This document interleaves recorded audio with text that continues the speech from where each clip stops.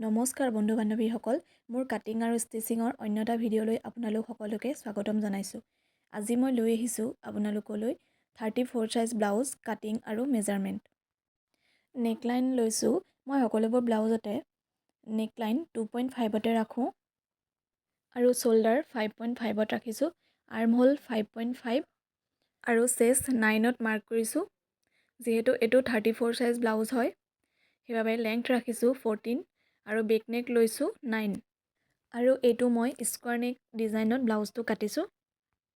Front পাৰ্টটো back পাৰ্টৰ দৰেই neckline same ল'ব লাগিব আৰু আৰ্ম হ'লো সেম।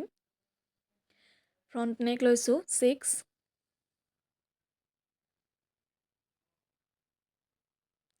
আৰু ফ্ৰণ্ট পাৰ্টত হাফ ইঞ্চি তললৈ নমাই ল'ব লাগিব।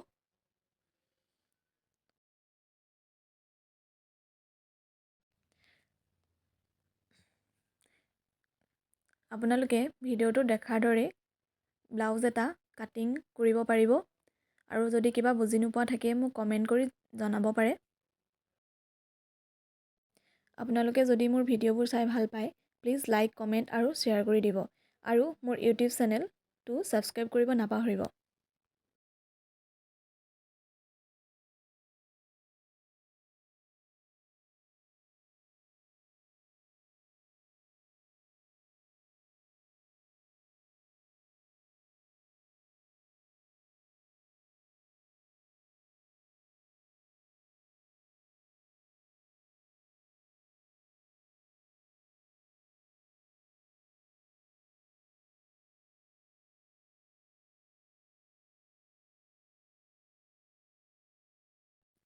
স্লিভ লেংথ লৈছোঁ 9.5, আমি 9ত ৰাখিব লাগিব। চিলাই মাৰ্জিনৰ বাবে হাফ ইঞ্চি বহাই লৈছোঁ।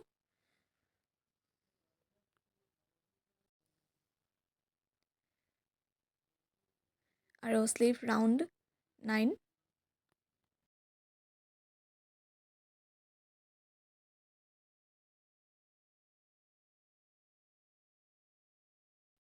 এতিয়া আমি বেল্টৰ মেজাৰমেণ্ট চাওঁ আহক।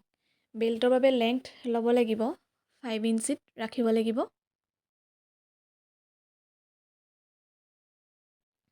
এতিয়া আমাৰ ব্লাউজ কাটিঙৰ পাৰ্টবিলাক ৰেডি হৈ গ'ল। মোৰ নেক্সট ভিডিঅ'ত আপোনালোকলৈ ব্লাউজ কেনেকৈ ষ্টিচিং কৰিব লাগে তাক দেখাম। ধন্যবাদ।